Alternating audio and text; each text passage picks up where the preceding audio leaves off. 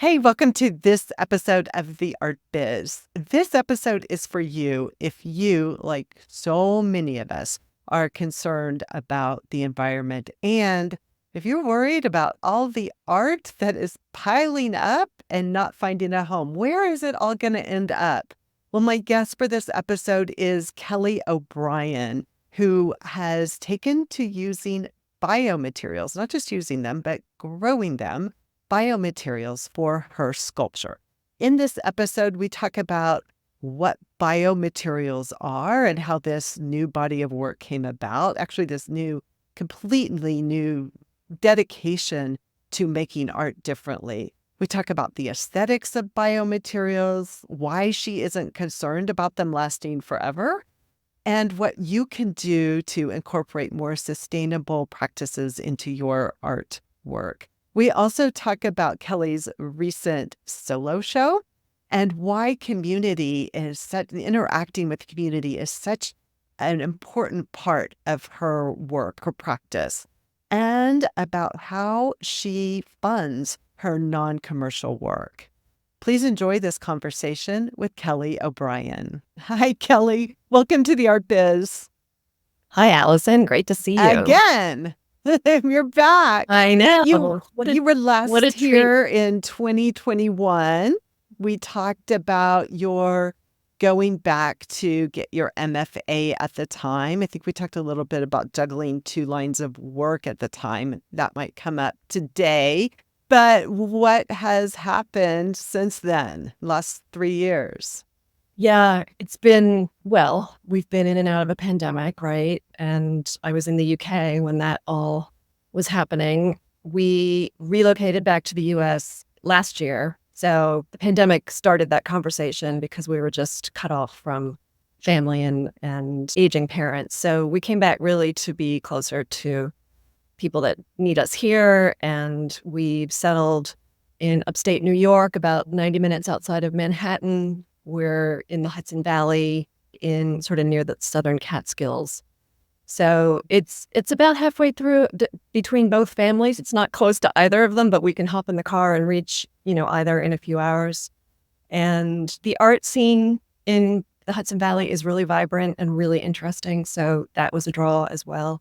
But it's new for both of us because neither of us from New York, I spent my whole life in the DC area. So this is truly starting over once again. Yeah.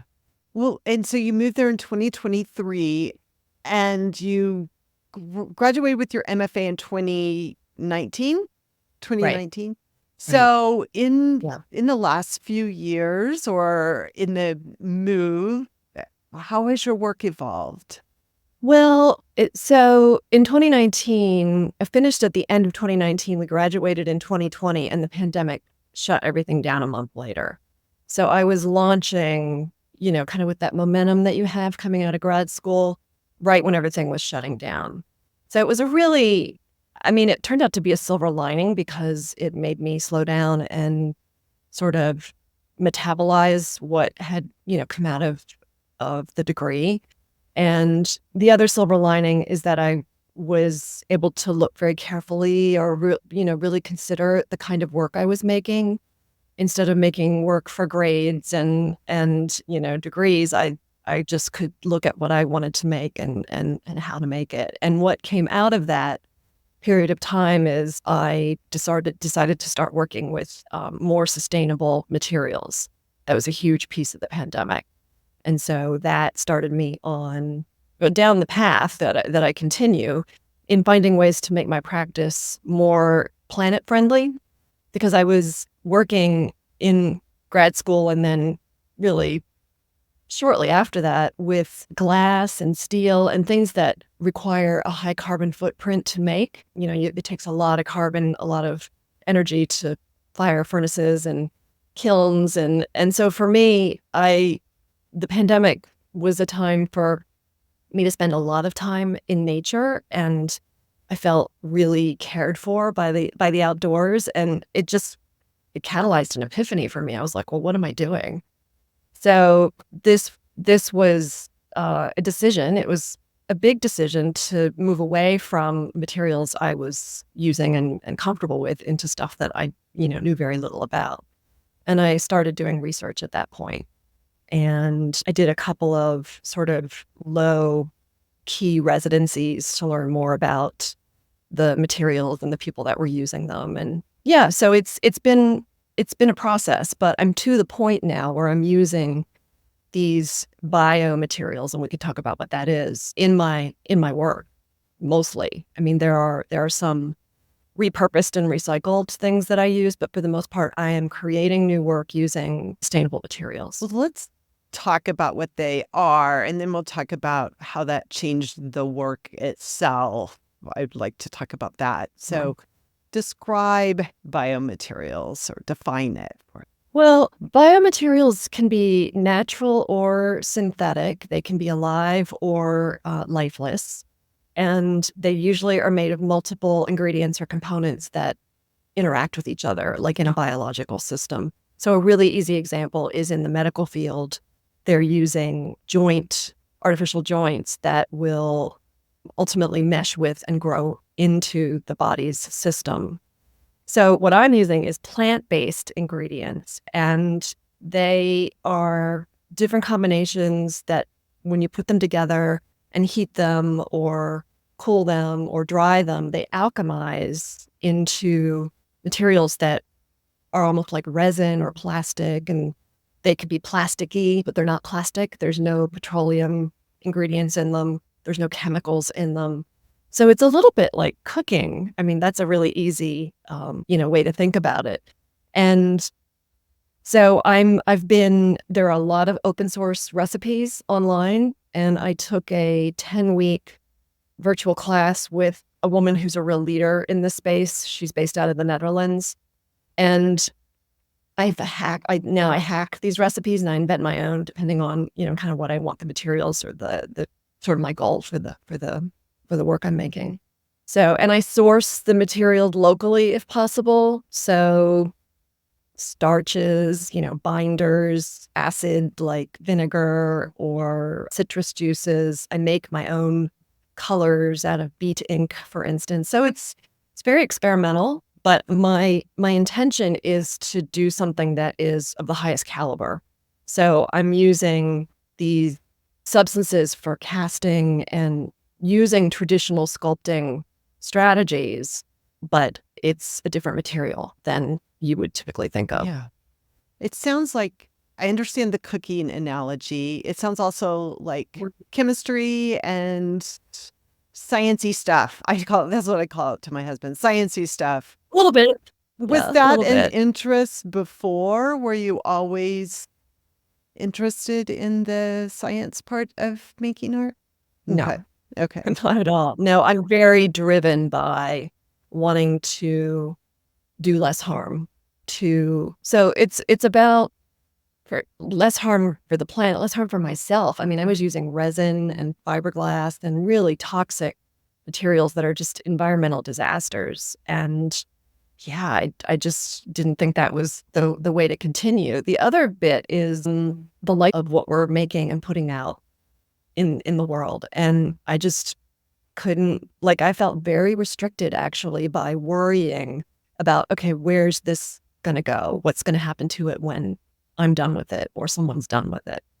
And now I feel quite a bit of freedom because I'm not worried about recycling things made out of biomaterials because they will biodegrade safely.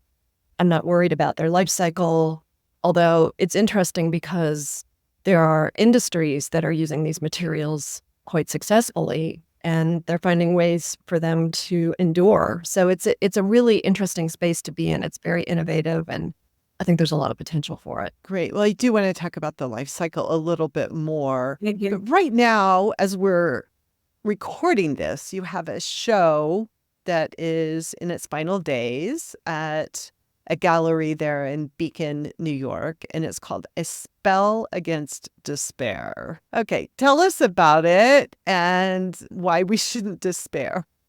Right. Well, so this is a new body of work, and I started developing the ideas for it last summer when we were going through our big, UK, US move and transition, which was really challenging. We bought a house on some land and we had to stay with family temporarily. And there were just a lot of moving parts and it was a whole thing. So to maintain my sanity, I got very fortunate and landed a rather lengthy residency in upstate New York to use as a base for working while we were making this transition. Up near Woodstock, there's an artist colony there called Birdcliff that is one of the oldest residency programs in the country. And I was able to be there for 5 months, and I got funding from the Pollock Krasner Foundation. So it was a base for working and recovering a bit from the whole stress of the move. And I treated it like a job. I commuted on weekends, going down to what was going to be our new home to, kind of sort out the purchase and then the unpacking. And then I'd commute back up an hour towards Woodstock and work during the week at the residency. So it worked out. I was able to be very productive at a time that I think otherwise just would have been a loss. And it was that I was in a very wooded area, and we have since landed in a very wooded property. It's the immersion in the woodlands and in nature that really held me together. And it was the beginning of a spell against despair, I think. And so the title and the idea of staving off, protecting from despair started during this whole process. But it's since blossomed into all kinds of things because I'm looking at how we conjure hope and agency in a way forward, whether it's climate or social or private challenges that we're having. So, and I've used the woodland, specifically the woodland for this show as sort of a basis to explore these themes. So the work visually references the verticality of trees and the interconnection of wildlife and plant life in a delicate ecosystem. It includes sculpture and wall pieces, and there's a fairly large installation that's about 10 feet by 8 feet as part of it. So, and all the materials are plant-based, biodegradable, that if you look at the images of the work, it looks, like I said, it looks like resin and glass and plastic. And I'm using some glass that I had, some blown objects that I had made pre-2019 that I'm now able to recycle and use in this work as well. You recycled them. Did you repurpose them, or did you break them down and... No, I'm just reusing them. They were made for specific other ideas, and so paid to move them to, from the UK to the US. I'm going to find a way to use them, but they worked out really well in this case because one of the materials I'm using I'm using fungi, mushrooms, and I'm using their root systems, mycelium. And I was researching more sustainable ways to grow the mycelium and the mushrooms because here in the US, most growers are using plastic bags to do it. And in Japan, they use glass bottles. And I thought, well, I've got some glass. So I started experimenting with how to use these orbs that I have, and it worked. So I think I'm onto something. Wow. Very cool. How do you think the work has changed visually? Like, how does it look different? Well, I have a pretty delicate aesthetic. I mean, I've always been interested since I started my degree, really, in these themes of precarity, resilience, kind of coming through or coming back from a difficult situation, whether it's political or economic or, environmental, social. So and it started, I was researching these issues because I had experienced a series of losses. My father had died. Trump was elected, Brexit had happened. So there was a lot of ground shifting beneath my feet, and I was trying to understand what was happening. So that was what I took into my MFA research, and that showed up then in the work. And so the work has always been rather delicate but fierce, in terms of its ability to endure. And I'd say that's still the case here, but there is a real delicacy in it if you look at one of the sculptures, for instance. I mean, they're very contemporary and clean and solid, but there's a very kind of spare aesthetic. Mhm. And yeah, that's continued. Yeah. That's continued. I don't overload the work, but there's a lot going on because the materials are part of that message. So if you and it's interesting because audiences always care about, what it's made of. So I wait to see how far people want to go in the conversation. But once people learn what things are made of, it just adds to the story. Yeah. The materials become part of the message. How much does research play? What role does research play in your work? It's a big piece of it, Alyson. I mean, I start every project by immersing myself in a context, an informed context to the extent that that's possible. I do a lot of reading, anywhere from really nerdy, peer-reviewed articles to poetry, because I'm trying to understand the gestalt of a theme, and then that informs what, where I want to go with it. Does it start with the theme? Does it start with, that you already know that you want to use these biomaterials? And yeah, so I'm just kind of wanting to know where it begins and how the research begins, and yeah, maybe some examples. So it starts, for me so far, it started with an experience or an observation or something that's happened. And like I said, going back to get the degree, there was a lot of shifting in my world. So I was trying to understand that. In this case, the environmental interest, this climate awakening I had was because I spent so much time outside during the pandemic and felt very cared for, a lot of solace in that. So there are things that are really moving me and aligning with or shifting values that are really important to me. And then that's the real motivation for diving deeper into something. Yeah. And so I've been in the climate space now around biodiversity and ecosystems since the pandemic. I mean, it's got my attention for the foreseeable.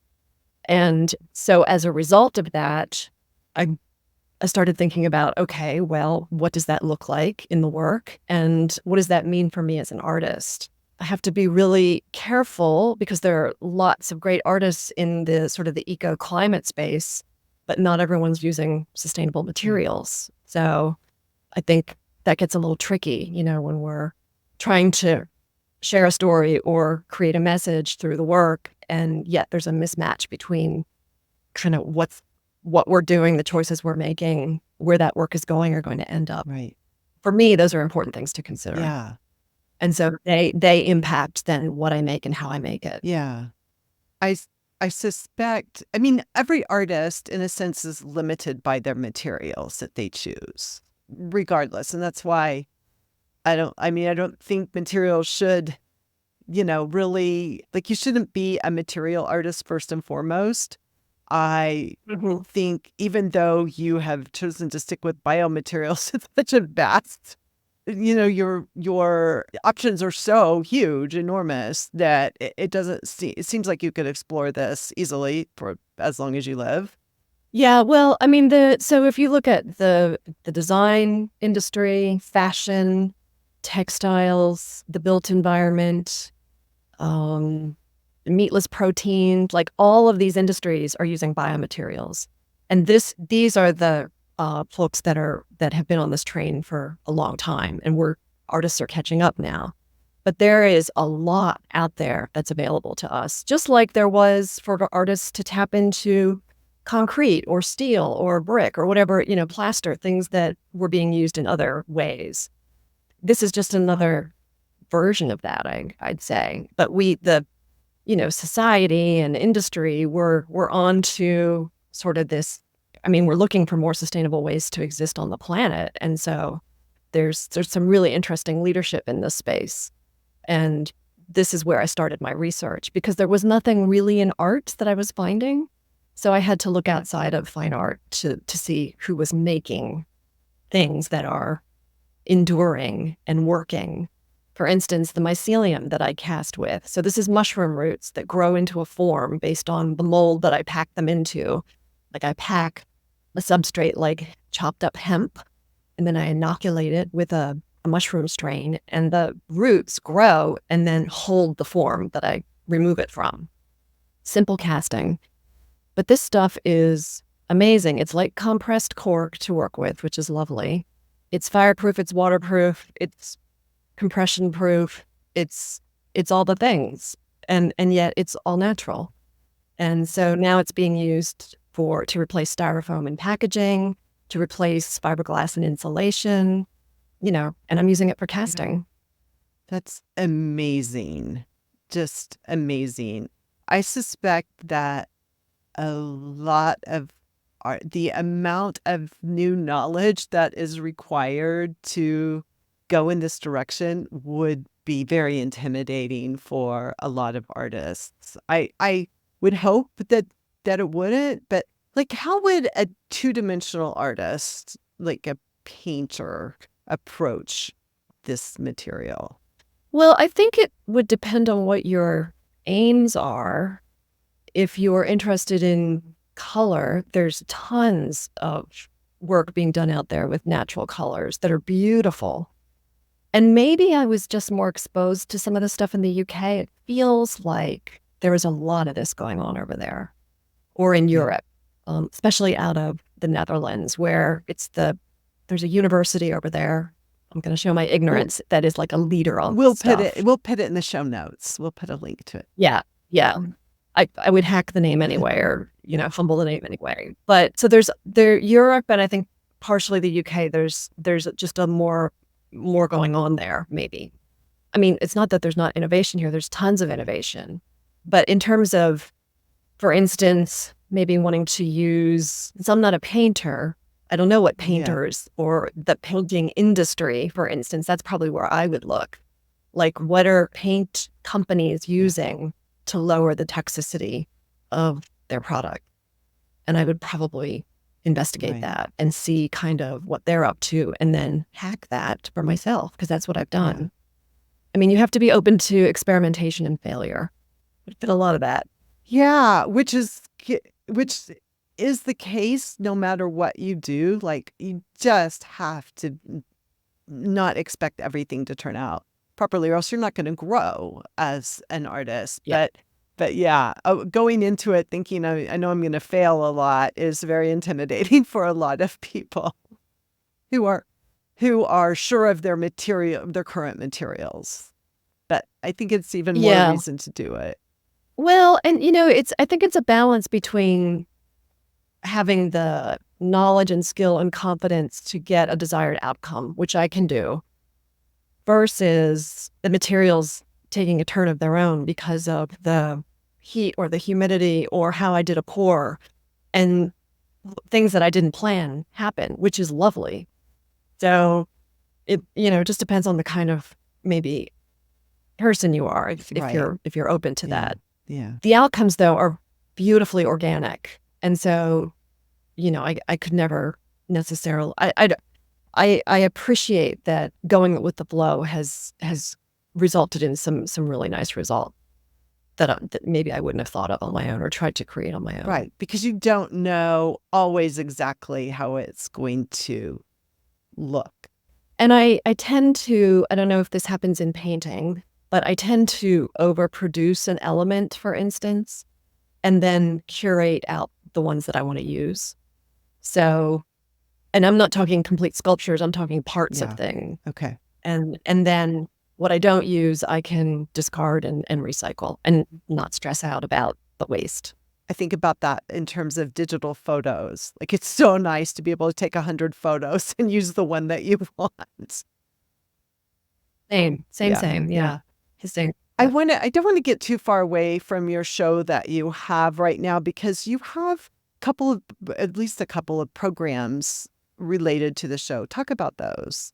So, like we talked about, my work is really underpinned by the reading that I do and the research. So these programs are a way for me to invite people into what I'm learning about climate and biodiversity and kind of care and repair for our natural world, because that's generally kind of where I'm focused.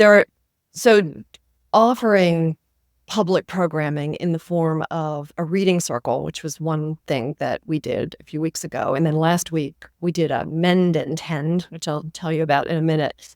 But the reading circle was a way for me to pull together poetry and excerpts and short essays and quick video clips. It was like Mary Oliver, When I'm Among the Trees, and Wendell Berry's The Piece of Wild Things, and then little essays, short essays from a book called All We Can Save. So there's stuff that I have found that have helped me cast a spell against despair. They've been very uplifting and inspiring. And so I want to share these with other people. And that's what's happening. So the reading circle is a group of people, and I provide the materials, and then we do a round robin reading aloud. And it's interspersed with prompts and questions that I invite people to respond to. And it's just a lovely conversation grounded in, the kind of the work that I've been researching.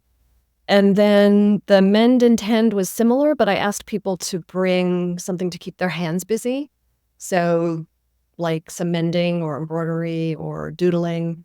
And part of the research I had done was, well, first of all, in the context of care and repair for our natural world and for ourselves. And then connecting that to making, I was introducing this. There's a lot of research on the well-being of using your hand and how it grounds us and how it calms the nervous system. And there's all kinds of good stuff that comes out of using our hands. So I thought to invite that into the space while we talked about, again, the sort of the reading around care and repair for the natural world. So yeah, they were delightful, and I've done this kind of thing before. I've done it in person, but I've also done it virtually. I just finished co-leading a 6-month overseas program with an arts organization back in the UK that I'm connected to. And it was a series of Zoom conversations along these lines. Yeah. And that lasted about 6 months. We did it once a month. So why is that aspect important to you, that you have the connection to the other people? And I don't mean just connection, but the conversations around the work. Why is that important? Well, I'm just so almost enthralled with how amazing the natural world is in terms of the enchantment of what it can do for us. And so I want to catalyze that in others. I mean, this idea of, Mary Oliver said, attention is the beginning of devotion. So I'm interested in connecting the dots between paying attention to something and falling in love with it and wanting to take care of it. And not only for myself and in my life, but if I can be a small catalyst for others to follow that path, that's really interesting to me. Yeah. I mean, we all are in a time when, I don't know, I don't feel like we can just kind of sit back. It feels to me really urgent that we take whatever our superpower is and use it. And for me, I consider this part of, what I can offer people. Yeah, I suspect too that while the work has that message inherent in it, you don't always know what people are saying or how they're responding to it. And this gives you more of I don't want to say hands-on, but it gives you it almost is more research for you when you have live conversations with people. For sure. I mean, the best part is the response, right? And it's well beyond the opening. Yeah. I've gotten to spend a lot of time in the gallery this month with the work, which has been lovely. And I've invited people in that couldn't come during your gallery hours. So curators and supporters and, other people that I've wanted to, I'm building a network here. So it's an opportunity, to invite people in to talk about the work. And people always see things that I didn't. They always have feelings and responses that I just didn't see. And so it completely enriches what I'm able then to. Absolutely. They're bringing their experience, their knowledge, their all of that to it. It that's why artists need to have in real life shows always. You Yeah. learn so much about the work. Yeah. So I don't want to skip over that because you're new to the area and because you're building a network there. How are you going about doing that? How, yeah. Yeah. It's not easy. It does take some courage. And I am an introvert. So, I really have to get myself out there. It helped to have the residency last summer because I was able to use that as a basis for meeting other artists that came through the program. They had a cohort of artists that came through every month. So I met, as many artists as I wanted to in that 5 months. And I've stayed connected with some people out of that. Met a few curators. I've showed up at openings and done the thing, where you introduce yourself, as painful as that can be for me. Yeah. And so I didn't, when we've come back here, I didn't come back to an art career because I didn't leave the US as an artist 12 years ago. That started when we went. That was part of the agreement for going overseas, is that I could lean into trying to have a go at an art career. So I went to school overseas, built my network overseas, and now I'm here, fresh. And so I'm doing things that you do when you're fresh, like you apply to open calls, you do the things that you have to do to get your foot in the door. And the gallery that I'm in now was a response to an open call. And so it was a group show, and then they saw my work and we started talking after that. And now I'm a represented artist, and this is my first solo show with them. So it happened very quickly. And I just, before getting on this call with you, got an acceptance for another solo show in the area for next year. So it's starting to happen. I just have to be patient and continue being brave. Yeah. Well, congratulations for that. So you have this new career in the States, but you are also able to maintain the career and the contacts that you made overseas. How do you do that? Well, that's a good question, and it's one that I've given a lot of thought to. So it's one thing to maintain long-distance relationships. It's quite another to get work and myself over there, to continue exhibiting. And I'm lucky that I've got a nice network of colleagues that continue to support really practically, like helping with grant writing and logistics and storing work and, all the things that you have to do to kind of show up. But shortly after we got here, I really struggled with whether or not to continue investing. And yet I had built so much momentum. In fact, right before we left, like a month before we moved, I received an award, a prize from the Royal Society of Sculptors. And it's the prize they give to early career sculptors who show great potential. And it's a small group of people every year that gets this prize. And then they're given a year's worth of mentoring and a traveling exhibition as a result. So I got the prize and then we left. So I worked out a way to keep it and to participate during, the mentoring with Zoom and WhatsApp, and they supported me, in ways that were maybe not what they were expecting to do, but I ended up being able to show the work. And so I was able to do it and have this momentum and, on a fairly significant level. And so I was really torn on where do I focus my attention here, where my life is, where I'm facing a restart, which feels really daunting, or do I continue there, which involves levels of logistics and expense beyond, just kind of being in the country. So a few months ago, it was just this past May, I was having a reunion with some of the artists that I met through your Inner Circle program. I was meeting with them. I had met them in 2016, 2017, and we've stayed in touch all these years, and I hadn't seen them in years. So we got together, and this was one of the things I wanted to hash out with them. And I came to realize that for now, I can do both.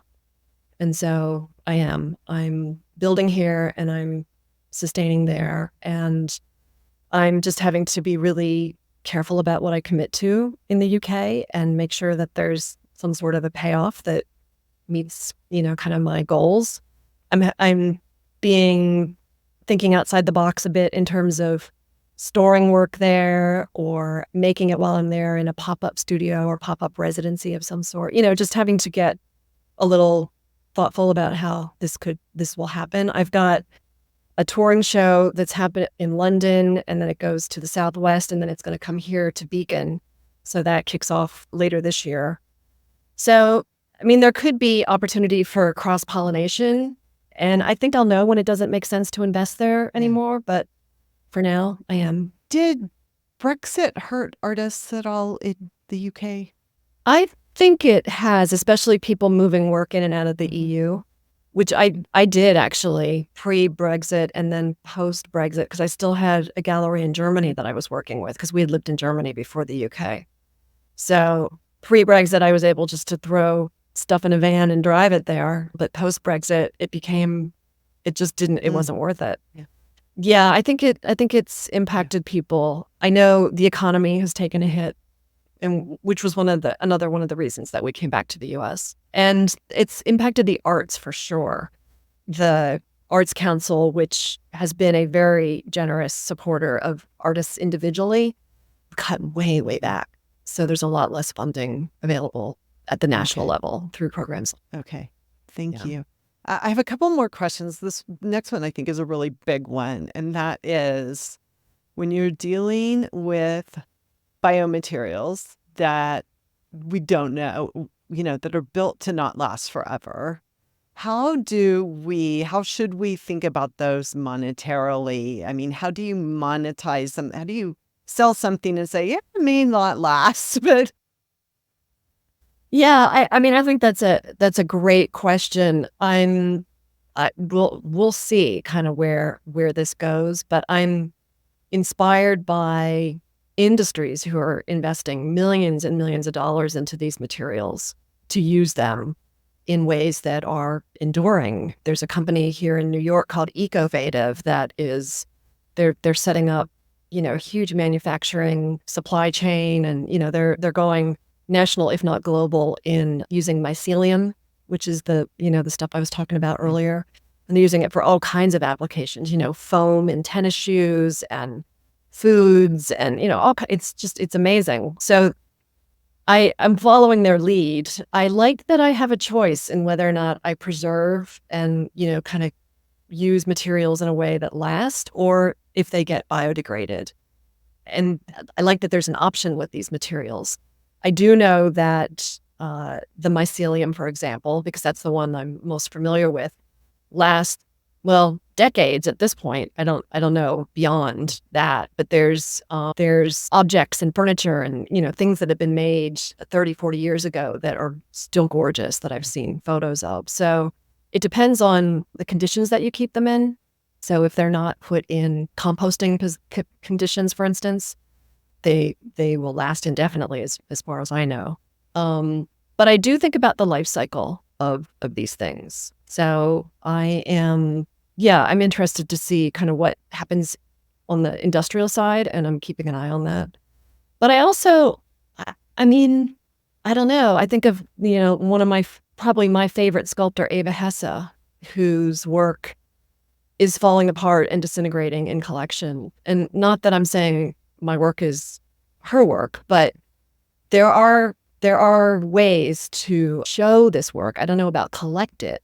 And I'm not so worried about it, Alyson. I feel like... I wonder what the conversations are with with a gallery, like how, because the gallery, needs to make money from representing your work. Yeah. And so this show has been very encouraging. I've gotten a lot more inquiries about the work than I thought I would. I actually didn't go into it expecting to sell. My commercial practice is where I sell, and that's what sustains me financially. Say more about that. I would love... briefly. So we mentioned it in the other episode, but... Yeah. So I have a completely separate practice that is very commercial and an going concern since about 2015. And I sell art through art consultancies and dealers that place the work in big retail projects like hotels and restaurants and cruise ships and, that kind of thing. And it just keeps giving. You can't get rid of it. You can't get rid of it. Well, and I feel really lucky. I keep saying that, but I feel really lucky because I can make good money with my art. And that has provided air cover for me to do this more experimental sculptural work.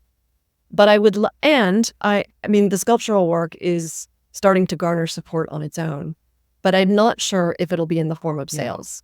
It could be in the form of institutional support, such as grants or residencies or museum shows that pay you an artist fee, but they don't collect the work. I think that there's lots of different ways, lots of different models to pursue.